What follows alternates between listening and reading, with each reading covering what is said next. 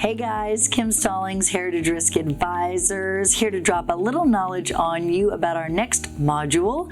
And in this one, we're going to be discussing business owners and the kinds of insurance that business owners should consider purchasing. So real quick, if you own any kind of business, I don't care what business it is, some of these different insurances are going to be really important to you.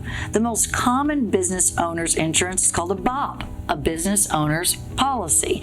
And it's kind of general. It's going to give you some coverage for the operations of your business, going to give you some general liability. It's going to give you some loss of rent, some loss of use. It's going to give you some contents coverage for all the stuff that you may have in your office, whether that office is at home, whether that's an office that you're renting somewhere else. It's going to give you some coverage for some monies and some securities, some theft, some fraud, maybe a little cyber coverage. All of these things are really important in today's day and age when we're doing so much business electronically. Yeah? Totally, yeah. So a BOP, a business owner's policy, is definitely part of your arsenal to protect yourself. And these aren't necessarily expensive products. They're going to be based on how much your sales are. They're also going to be based on how many employees you have, part-time and full-time, and what industry you're in. In the business owner's world, it's all about your class code for general liability. So are you running a construction company or a bakery or a nail salon or an insurance agency? One of these things, insurance, is less risky than the others because there's more risk of people getting hurt, people getting damaged, people being stolen from. It's all about risk tolerance, even from the insurance carrier perspective. So a BOP, a business owner's policy, is very important if you're running a company of any kind.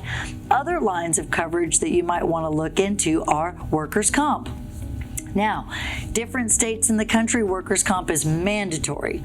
Workers' compensation is the sole and exclusive remedy for work-related injury, okay? So your regular general liability is not going to cover slip and fall of your employees. It just isn't. It's going to cover slip and fall of maybe people coming to visit you, maybe customers, maybe vendors, but not your employees. Any sort of work-related injury is only going to be covered by workers' compensation. But every state's a little bit different. Some states it's mandatory, some states it's not. Some states it depends on how many employees you have. So we'll use Texas as an example. In the great state of Texas, if you have more than 50 employees, it's mandatory to carry workers' compensation. And or if you work in certain industries, regardless of how many employees you have, it's mandatory to carry workers' compensation.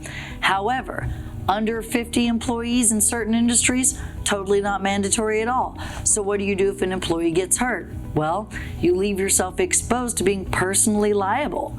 That doesn't help us. We don't want to lose our companies because somebody gets hurt and there's a lawsuit, and we opted not to purchase workers' comp because we didn't have to purchase workers' comp. So let's look at it. Let's run a quote, let's see how expensive it is, and let's make sure, if you're worried about losing your assets, that we cover one of these employee-driven expenses. If you don't have any employees, then you don't have a problem. But I've had some people without employees have to buy work comp because the people that they're doing work for as a subcontractor require it. And that's okay too. That's just the way it goes. So we've got BOPs, we've got workers' comp, and let's think about a couple of other things. Let's think about hired and non-owned auto. Hired auto, non-owned auto, people that work for you that are in vehicles that maybe you own or maybe you lease. Hired and non-owned auto might be part of something you need. Maybe you have a truck, a fleet of cars, a fleet of trucks, a fleet of vehicles. Maybe you need commercial auto insurance. There also could be professional liability, which is all about you interacting in a contractual world. And then there's errors and omissions insurance. Things about advertising, false advertising, things about contracts that maybe your attorneys are writing. You're also going to maybe be on the hook for. Maybe you're entering into agreements. Maybe you didn't look at them properly.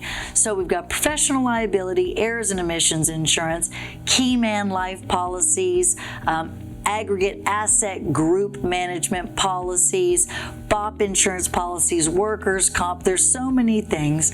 The biggest thing is get with your insurance agent, be super upfront and honest with them about what you're doing and what you're planning to do, so that there can be some strategy involved with making sure that your assets are protected so you can keep doing what you love and keep your family going without risking losing it all.